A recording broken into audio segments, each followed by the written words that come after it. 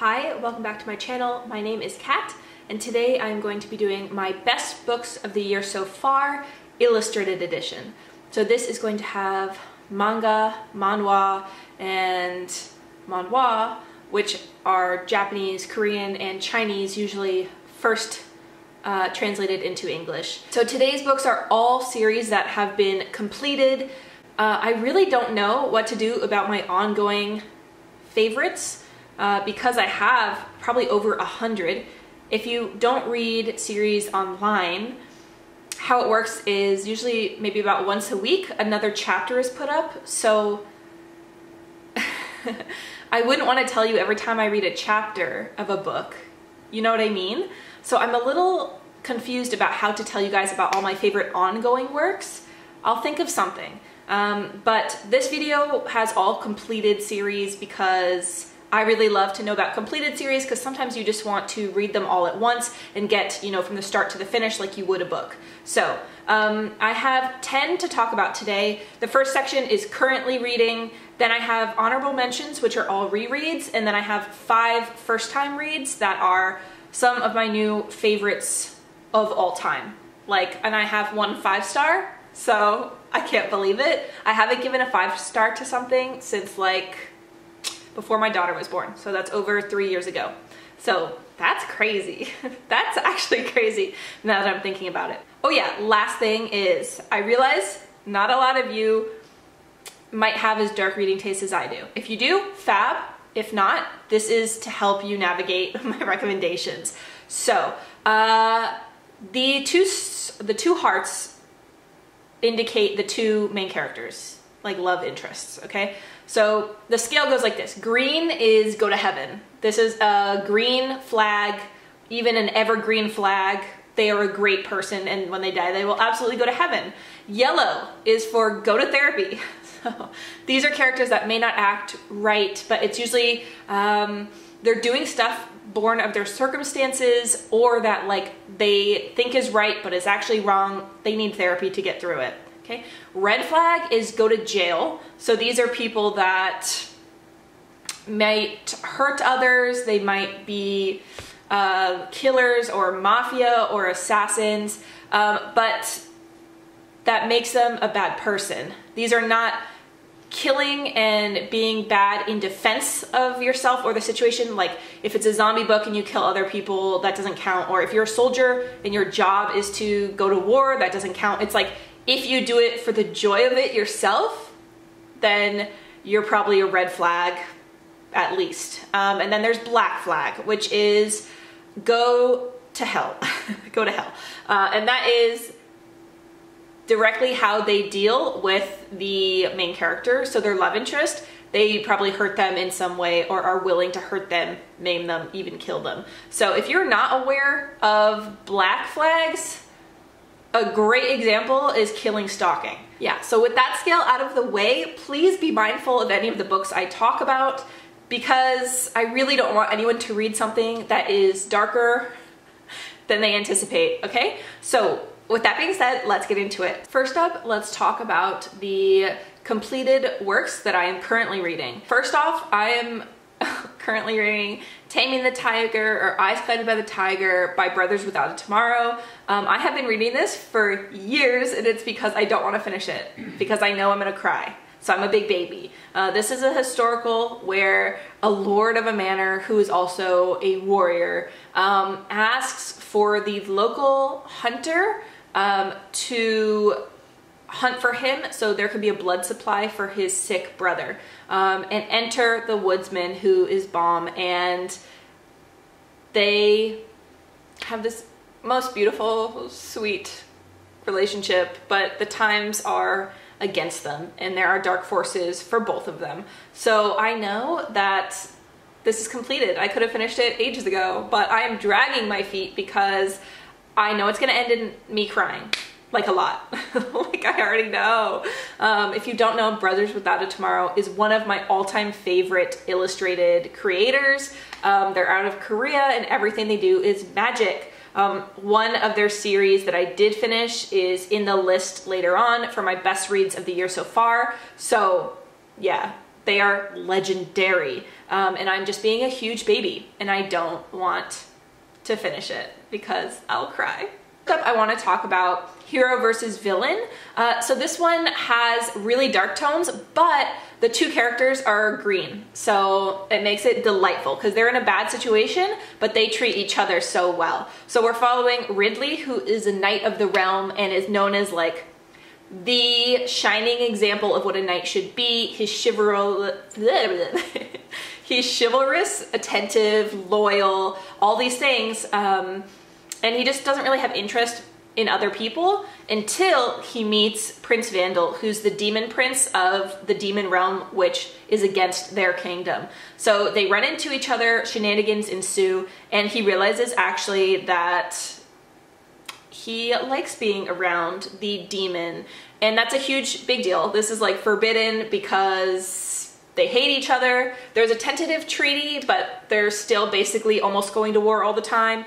And then as they start to work together, they realize that there's forces at play which have to do with things that are keeping the countries constantly at war. So I really like this. It's really charming. Like there's a real sense of humor. Like the demon lord, he is known to be fanatical about his outfits and his clothes, and he likes everything just so. And he's really funny. He's so funny. Yeah, so I really like this. I've been reading it slowly as a palate cleanser between my darker reads, which is why I don't think I've finished it yet.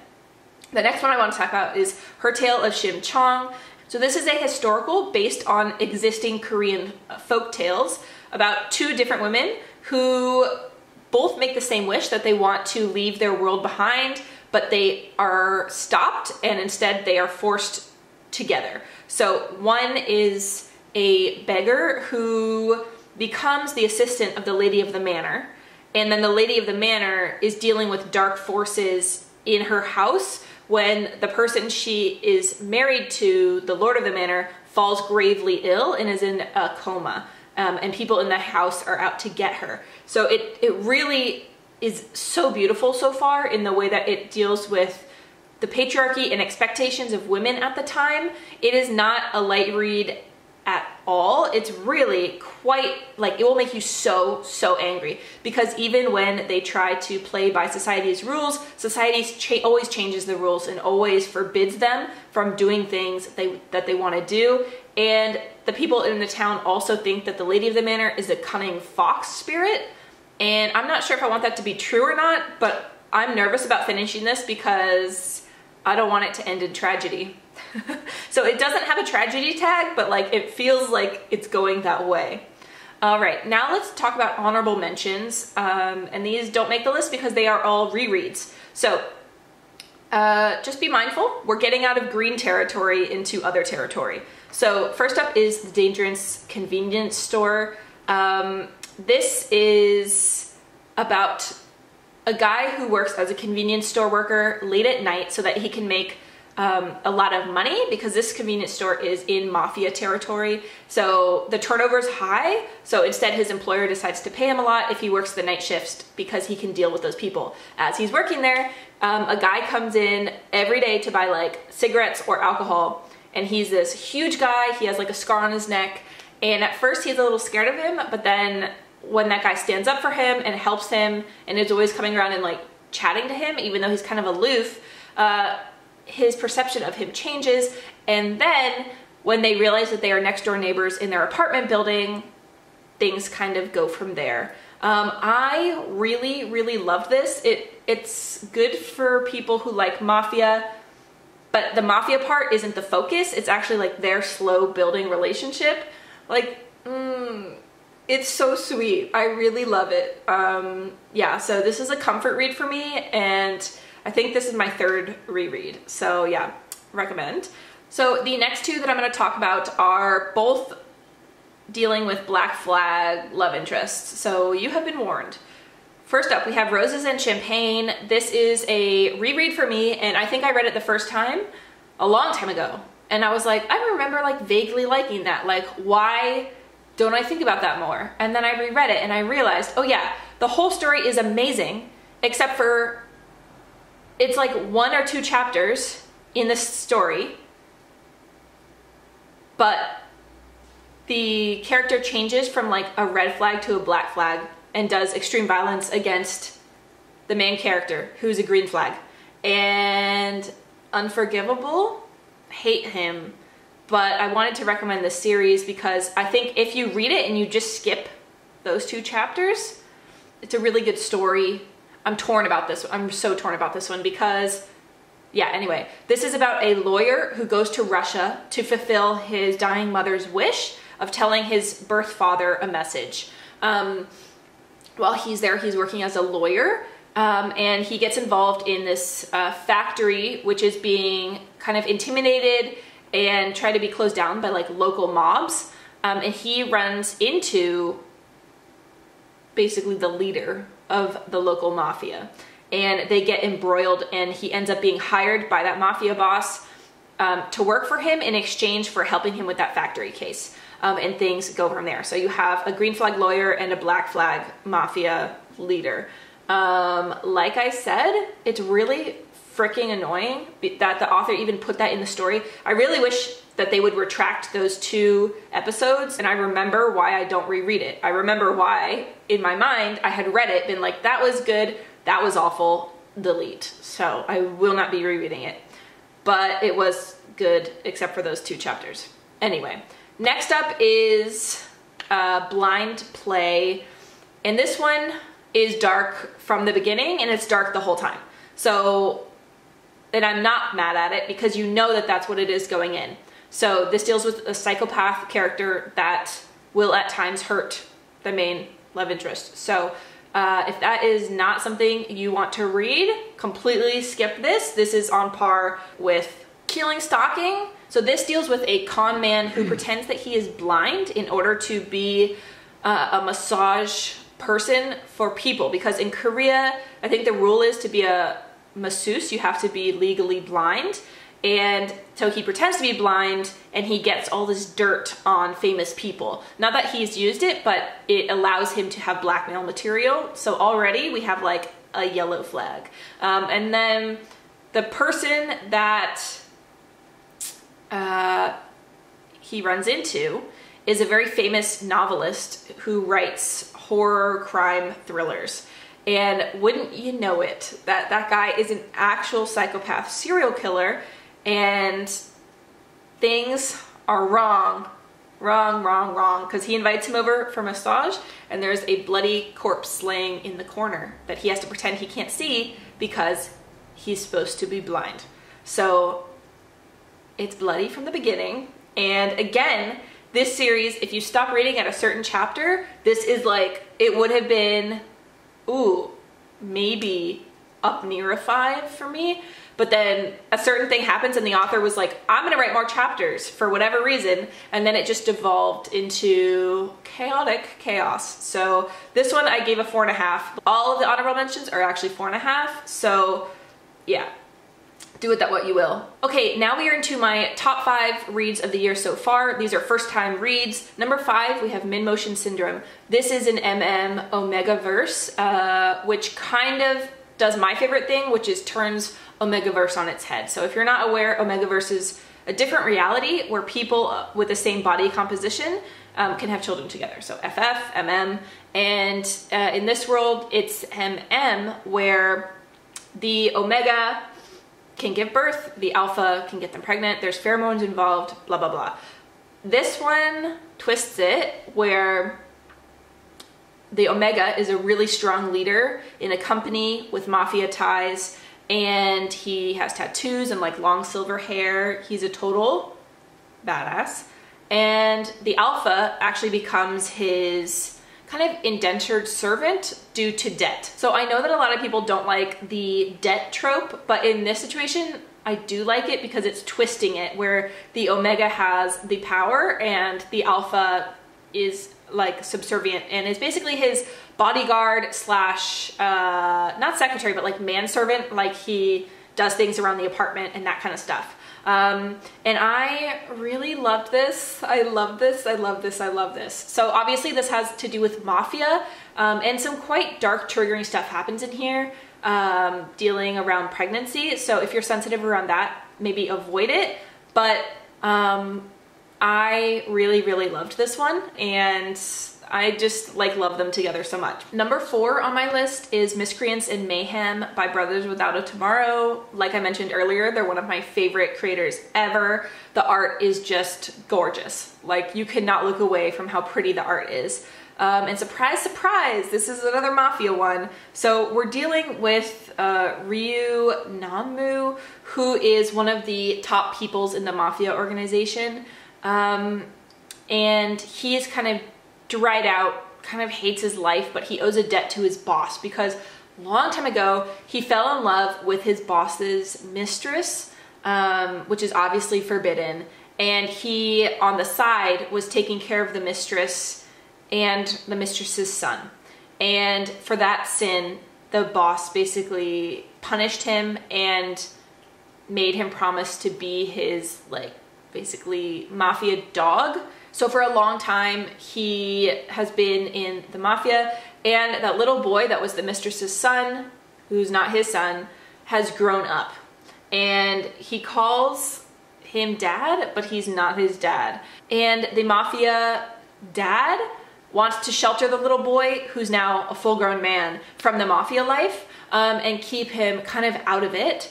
But the young man has other plans because he wants to be in his dad's life. I know that they say dad. He's not his dad. They're not related.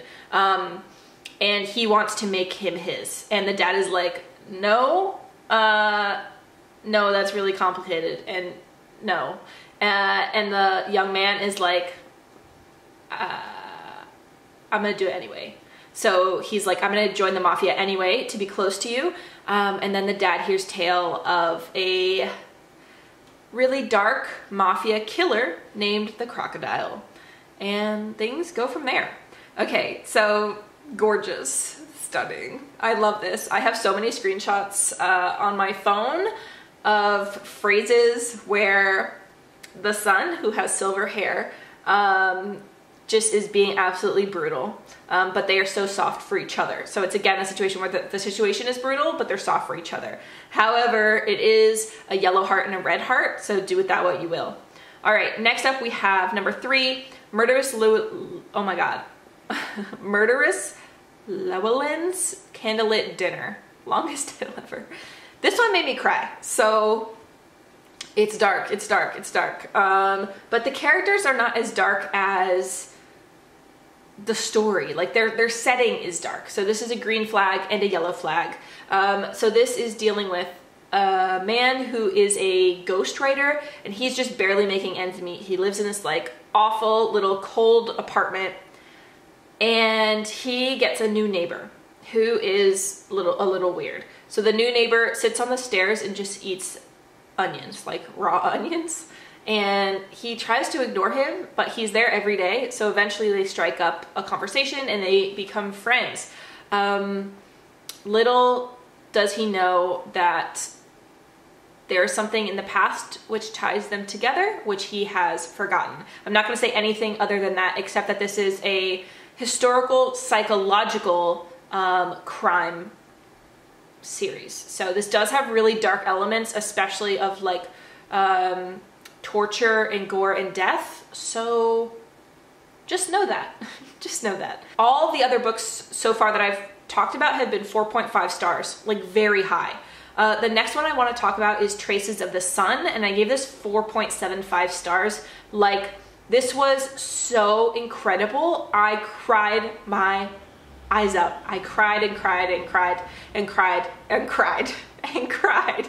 And the thing is this is very unusual for me because this is actually more of a action series. This has shonen ai. So I think there's not even anything like super sexy about this. There is an MM relationship which is slowly building, but it is so much more about the mental health of the main character because this is a world where portals have appeared and different monsters are in the portals and people are sent to battle in there. They're called hunters. And our main character's one is a regeneration one where he can build things back together that have been destroyed. And years ago, he was put into a portal with his friends who are also hunters, and all of them are killed. But in order to leave, he reanimates them.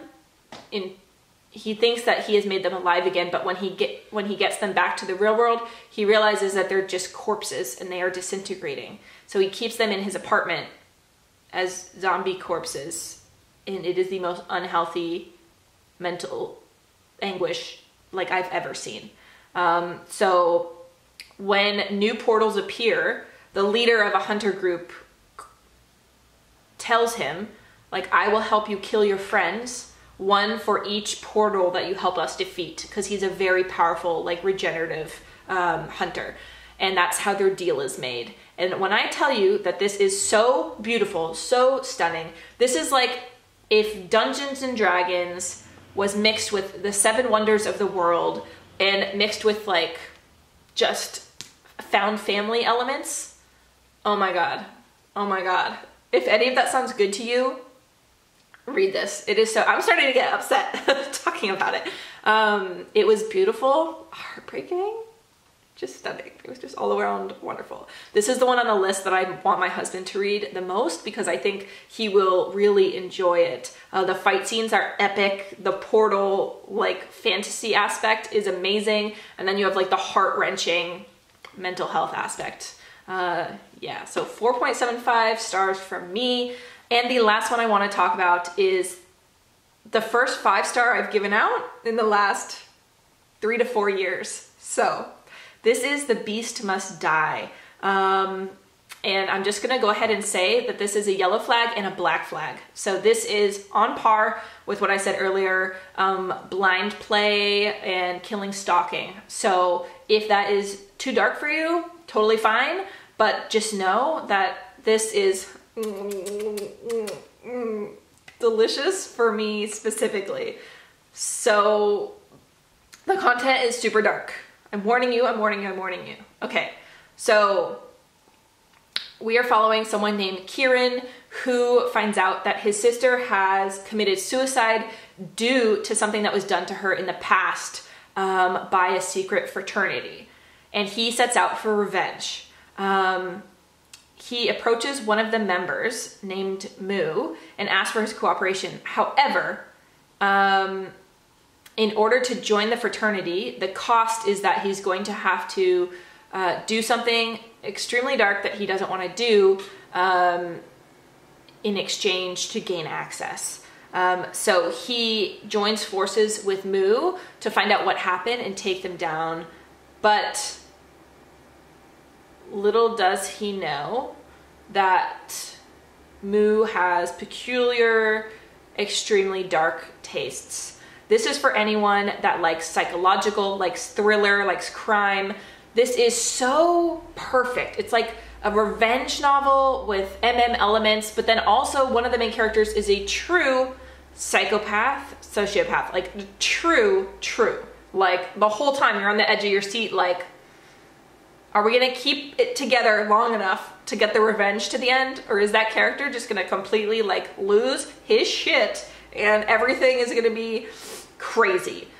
So I love this. And it was also, unlike the other ones that I mentioned, where there were a few scenes that shouldn't have been there, or the end like completely fell apart. This is perfect from the beginning to the end if you like this kind of dark stuff. I think it is so amazing.